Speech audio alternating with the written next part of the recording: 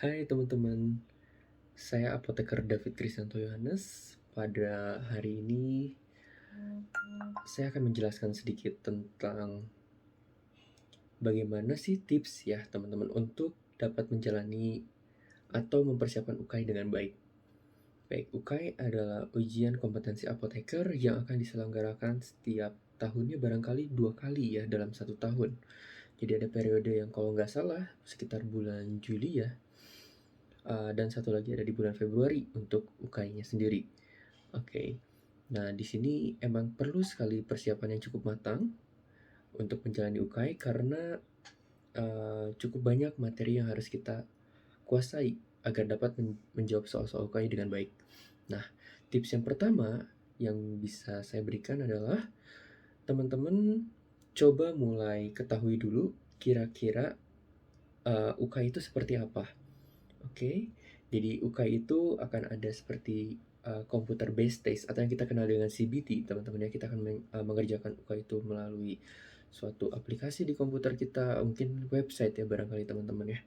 Oke, nah di sana nanti teman-teman akan menjawab soal ya, kurang lebih ada berapa soal sih dalam UKAI sendiri? Ada 200 soal, di mana dapat dikerjakan maksimal selama 200 menit. Jadi kurang lebih satu soal itu 1 menit. Nah, di sini teman-teman perlu sekali strateginya, teman-teman ya, mengatur strateginya seperti apa. Oke. Nah, itu adalah secara teknisnya teman-teman sekarang udah tahu UK itu seperti apa. Dan sekarang yang perlu teman-teman ketahui lagi adalah gimana sih kita awalnya mempersiapkan tersebut gitu ya, ketika kita mungkin baru merencanakan akan kuliah apoteker, atau mungkin kita sekarang baru di awal-awal mulai kuliah apoteker, atau mungkin sekarang sedang PKPA ya, praktek kerja profesi apoteker. Nah, teman-teman bisa mulai dulu mengumpulkan latihan-latihan soal, ya. Latihan soalnya bisa dapat dari mana? Mungkin dari kakak tingkat teman-teman, atau misalkan dari teman-teman kalian yang sudah duluan kuliah, ya. Itu bisa teman-teman kumpulkan dulu. Kan kadang-kadang kita dapetin soal-soal turunan ya, teman-teman kayak gitu. Nah, David sarankan teman-teman mulai coba pisahkan, mulai dirunutkan dulu dari, oh misalkan yang ini soal-soal tentang kardiovaskular. Oke, lalu teman-teman coba kumpulkan lagi soal-soal mengenai infeksi, lalu ada pernafasan, lalu ada kondisi-kondisi lainnya. Pokoknya setiap materi-materi teman-teman ya, diusahakan soalnya jangan tergabung dengan bahasan yang lainnya. Nah, setelah itu seiring teman-teman berjalan waktu sambil mengumpulkan soal-soal, teman-teman juga sambil membuatkan rangkuman ya teman-teman. Emang cara belajar setiap orang akan berbeda ya. Tapi yang pasti teman-teman, ketika teman-teman membuat catatan sendiri, teman-teman membuat suatu metode belajar sendiri agar lebih mudah, ya aku yakin teman-teman pasti bisa mengerjakan dengan baik di situ. Kalau dulu David sendiri membuat sebuah seperti flashcard, teman-teman ya, seperti sebuah kertas David potong-potong sendiri, di mana di halaman depannya itu adalah misalkan algoritma untuk terapi diabetes mellitus. Nah, nanti di baliknya adalah ada jawabannya, teman-teman. Algoritmanya seperti apa dengan rangkuman kita sendiri. Nanti dari flashcard tersebut David bisa sambil melakukannya sambil jalan misalkan, atau sambil jogging, bisa juga sambil melakukan kegiatan lain teman-teman ya. Tapi yang pasti itu dengan flashcard itu mempermudah David untuk belajar. Karena kita nggak usah bawa-bawa buku yang terlalu besar. Tapi kalau teman-teman emang biasanya merangkum di sebuah buku, di sebuah binder, di sebuah kertas HVS misalkan, itu adalah hak teman-teman masing-masing. Gimana pun teman-teman melakukan uh, ya kegiatan pembelajaran tersebut ya teman-teman. Caranya seperti apa itu akan berbeda tiap orang masing-masing. Ya, dan teman-teman ya jelas harus tahu dulu gimana sih baiknya belajarnya harus seperti apa, dan aku yakin teman-teman pasti bisa melakukan itu. Oke, jadi rangkumlah sesuai dengan materinya dulu masing-masing. Misalkan kardiovaskular, oh tentang hipertensi, oke.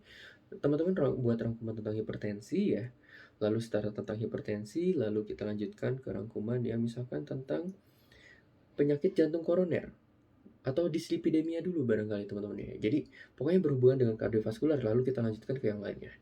Oke, itu adalah tips kedua dari David. Lalu kita masuk ke tips ketiga teman-teman ya barangkali. Dimana tips ketiga sendiri di sini David menyarankan dari tipe rangkumannya sendiri. Jadi teman-teman jangan terlalu fokus di langsung sesuatu yang advance. Kita mulai dari sesuatu yang sederhana dulu.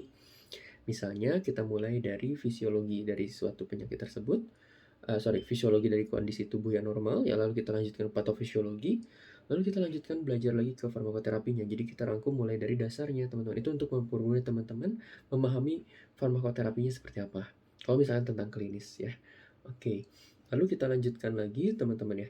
Kita coba dulu belajar. Mungkin kita coba cari teman-teman untuk belajar bareng-bareng.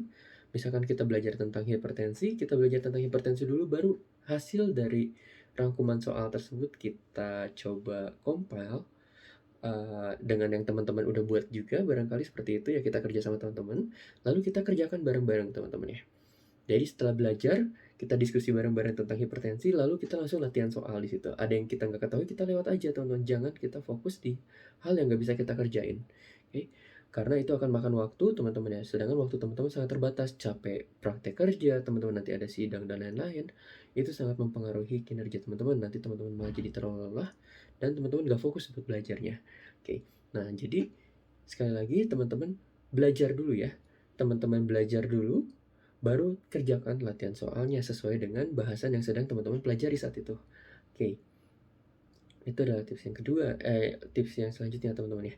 Oke. Nah, lalu yang selanjutnya lagi teman-teman, kira-kira apa sih harus teman-teman lakukan, yang harus teman-teman pelajari? Ya, teman-teman coba diskusikan dengan teman-teman yang lain ya terkait materi yang ada, karena belajar bareng-bareng itu terutama dengan orang-orang yang kita percaya itu dapat membantu teman-teman dapat mengerjakan dengan baik.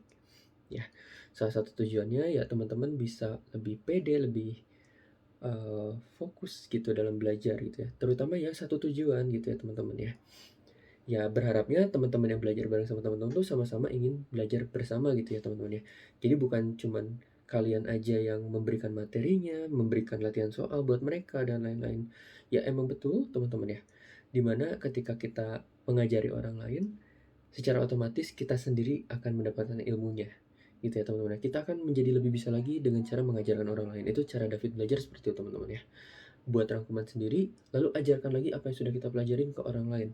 Itu akan sangat membantu kita dalam proses mengingat teman-teman ya. Salah satunya seperti itu dan memahami. Oke. Jadi teman-teman ya alangkah baiknya teman-teman punya tim yang baik dalam praktek dalam belajar ini teman-teman ya. Itu sangat membantu teman-teman. Oke.